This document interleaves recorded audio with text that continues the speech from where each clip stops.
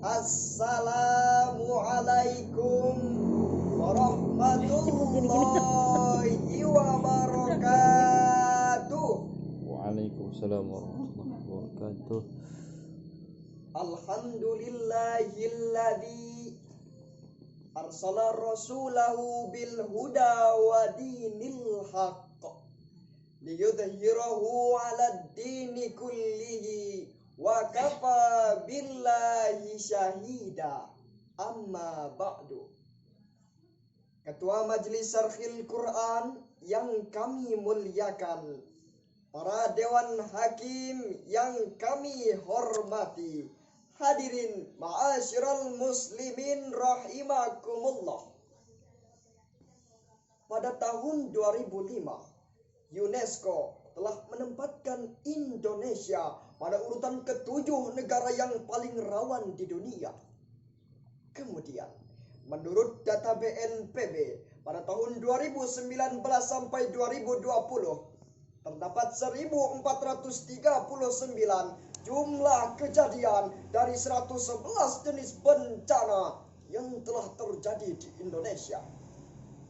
Bencana merupakan rangkaian peristiwa yang dapat mengancam dan mengganggu pola kehidupan norma masyarakat, serta menyebabkan kerugian besar terhadap jiwa, harta, dan struktur sosial di masyarakatnya. Beberapa faktor yang dianggap sebagai penyebab terjadinya bencana, yaitu karena ulah dari manusia itu sendiri, dengan membuang sampah sembarangan, menebang pohon secara liar, serta mengikis habis lahan-lahan pertanian, sehingga banyak bencana alam tragis yang menghantam Indonesia, seperti gempa bumi, letusan gunung Merapi, kekeringan, banjir, tanah longsor, bahkan tsunami yang tidak hanya membawa kesedihan semata, tetapi meninggalkan trauma yang luar biasa. Dalam hal ini, hadirin, Indonesia seakan-akan tidak pernah terlepas dari adanya bencana. Oleh karena itu, pada kesempatan kali ini, kami akan menyampaikan syarahan Al-Quran yang berjudul Membangun Kesadaran Pencegahan Bencana, dengan landasan Al-Quran Surah At-Taghabun ayat 11 yang berbunyi,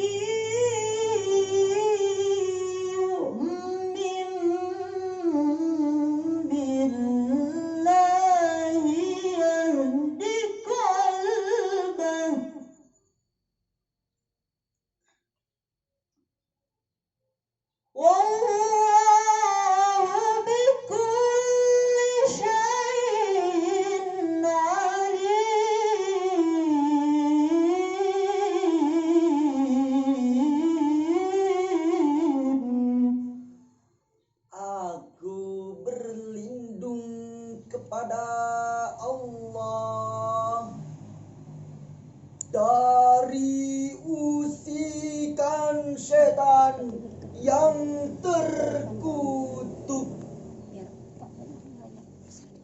dengan menyebut nama Allah yang Maha Pengasih lagi Maha Penyayang. Tidak ada suatu musibah pun yang menimpa seseorang kecuali dengan izin Allah. Dan barang siapa yang beriman kepada Allah, niscaya dia akan memberi petunjuk kepada hatinya. Dan Allah Maha mengetahui segala sesuatu. Hadirin ma'asyiral muslimin wa zumratal mu'minin rahimakumullah. Menurut Profesor Dr. Muhammad Quraisy Shihab di dalam tafsir Al-Misbah jilid 14 menjelaskan bahwa bencana sebagai adanya ketidakseimbangan pada lingkungan yang sesungguhnya telah diciptakan oleh Allah dalam satu sistem yang sangat serasi yang sesuai dengan kehidupan manusia. Menurut Al-Qurtubi di dalam tafsir Al-Jami' li Ahkam Al-Quran menjelaskan bahwa rangkaian ayat ini turun sebagai sebuah jawaban atas perkataan orang-orang kafir Quraisy. Mereka mengatakan kepada para sahabat, seandainya apa yang diimani umat Islam adalah kebenaran, niscaya mereka tidak akan mendapatkan musibah apapun. Maka rangkaian ayat ini diturunkan sebagai penjelas bahwa semua musibah yang menimpa umat Islam adalah sesuai dengan kepastian yang Allah tetapkan. Poin penting inilah yang dimaksudkan dengan penggalan ayat wa may yu'min billahi yahdi qalbah. Dan barang siapa beriman kepada Allah, niscaya Allah akan memberi petunjuk kepada hatinya. Dengan adanya musibah tersebut, maka Allah akan menghapus dosa-dosanya. Sebagaimana hadis yang diriwayatkan oleh Imam Bukhari nomor 5209, Rasulullah Shallallahu Alaihi Wasallam bersabda, "Ma min musibatin tusibul muslima illa kafarallahu biha anhu hatta syaukati yushakuha." Tidaklah suatu musibah yang menimpa umat Islam melainkan Allah akan menghapus dosa orang itu dengannya, bahkan duri yang menyakitinya sekalipun. Hadirin ma'asyiral muslimin rahimakumullah. Dr. Muhammad Said Tantowi menjelaskan, seorang yang memiliki iman yang kokoh akan mengantarkannya kepada sikap kesabaran dan menerima lapang dada dengan musibah yang terjadi. Seperti bencana yang melanda saat ini, hadirin, akibat adanya virus corona yang menjadikan manusia mengalami ketakutan, kegelisahan, dan ketidaknyamanan dalam menjalani kehidupan. Yang pada akhirnya pemerintah semakin kebingungan, kekurangan bahan pokok makanan, lockdown semakin tak karuan, bahkan seperti horor, hilang arah dalam menjalani kehidupan. Sebagaimana lagu berikut ini. Dunia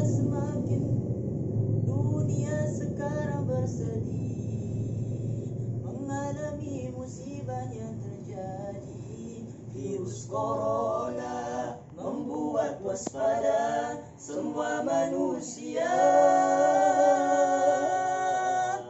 Sabar, ini semua adalah ujian dari Tuhan, mengingatkan agar patuh kepada aturan. Selalu berdoa, semoga kita semua terhindar dari corona.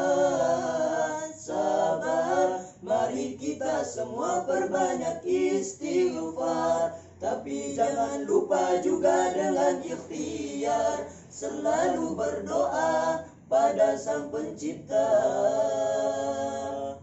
agar semakin dekat padanya. Setelah mendengarkan lagu yang telah kami nyanyikan.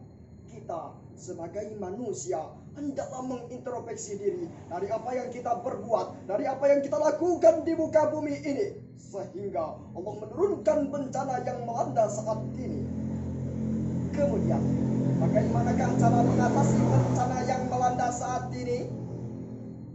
Berkenaan dengan masalah bencana ini, seorang tokoh ulama Nusantara, Buya Hamka, telah mengatakan bahwa menurut pandangan yang berdasarkan keimanan, bencana-bencana tersebut dapat ditanggulangi dari dua dimensi.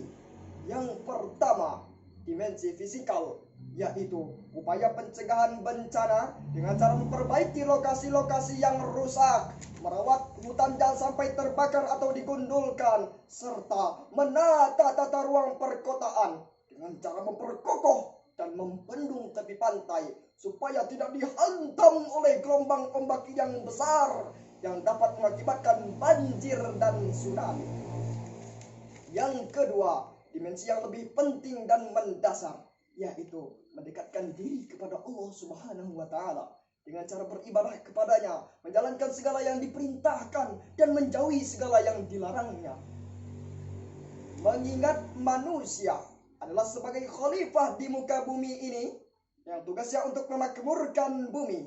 Oleh karena itu, Allah Subhanahu wa Ta'ala berfirman di dalam Al-Quran surah Al-Baqarah ayat 30 yang berbunyi, وَإِذْ قَالَ رَبُّكَ لِلْمَلَائِكَةِ إِنِّي جَاعِلٌ فِي الْأَرْضِ خَلِيفَةً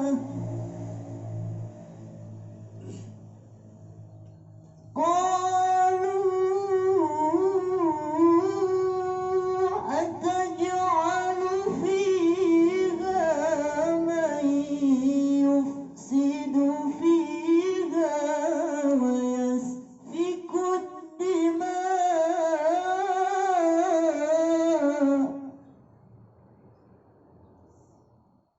ويسفك الدماء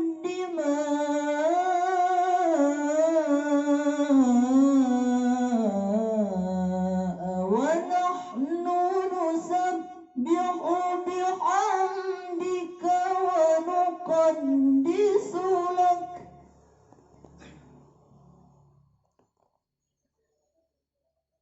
قال إني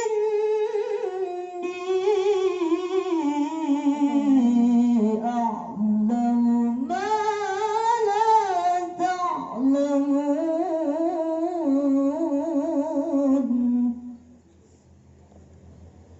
قال إني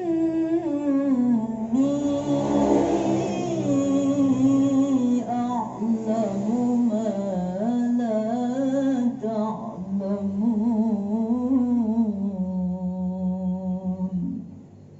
صدق الله العظيم.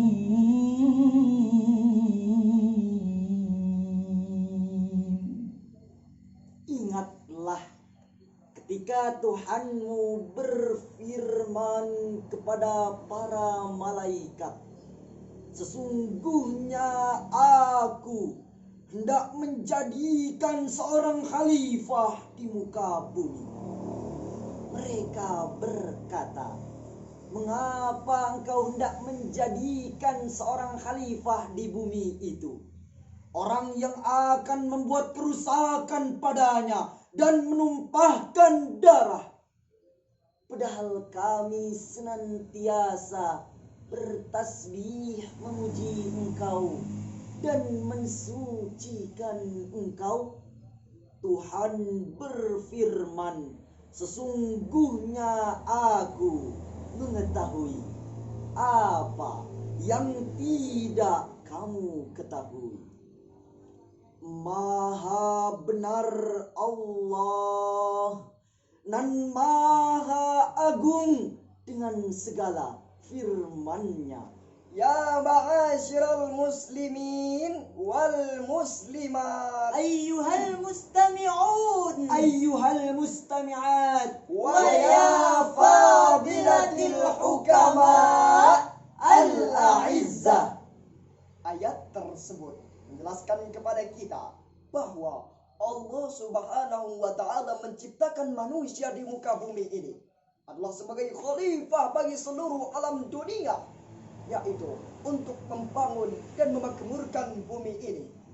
Al-Qurtubi menjadikan ayat ini sebagai dalil yang menunjukkan keharusan mengangkat pemimpin untuk memutuskan perkara di tengah-tengah umat manusia, seperti mengakhiri pertikaian, menolong orang-orang yang teraniaya, menegakkan hukum, mencegah berbagai perbuatan keji dan mungkar, dan hal yang penting lainnya, yang semua itu tidak akan mungkin dapat ditegakkan kecuali dengan adanya pemimpin, yaitu manusia.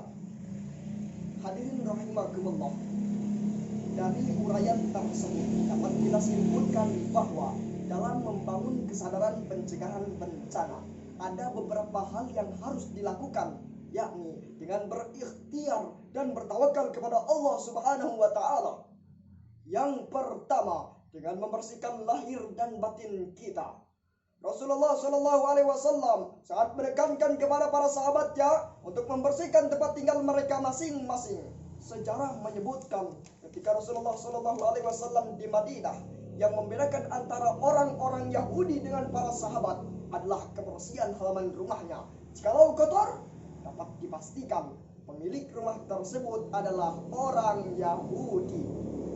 Yang kedua, peduli terhadap lingkungan dan sekitarnya. Allah Subhanahu wa Ta'ala secara tegas memerintahkan kepada manusia untuk merawat lingkungan hidup yang telah diciptakan, serta melarang manusia untuk berbuat doror, yakni kerusakan, karena perbuatan itu akan mengakibatkan bencana yang akan merugikan manusia itu sendiri.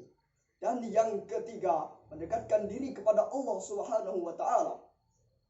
Setelah kita berusaha semaksimal mungkin untuk membangun dan memakmurkan bumi ini, dianjurkan untuk kita berdoa dan bertawakal kepada Allah Subhanahu wa Ta'ala. Sebab usaha tanpa doa adalah sombong, dan doa tanpa usaha adalah bohong.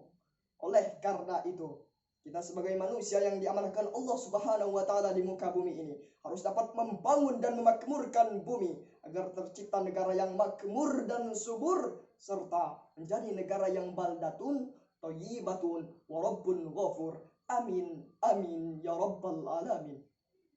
Sebelum kami mengakhiri pensyaraan ini, mari kita semua bersama-sama berselawat kepada Nabi Muhammad sallallahu alaihi wasallam agar kita semua terhindar dari segala macam musibah dan penyakit yang melanda saat ini, terutama bangsa Indonesia, yang pastinya hadirin kita akan mendapatkan syafaatnya di yaumil kiamah nanti. Amin amin ya rabbal alamin. Allahumma salli ala sayyidina Muhammadin tibbil qulubi wa dawaiha. Allahumma salli ala sayyidina Muhammadin tibbil qulubi wa dawaiha wa afiyatil abdani wa shifaiha wa nuril absari wa diyaiha wa ala alihi wa sahbihi wa sallim. Akhirul kalam. Billahi taufiq wal hidayah. Ihdinas siratal mustaqim. Wassalamu alaikum warahmatullahi wabarakatuh.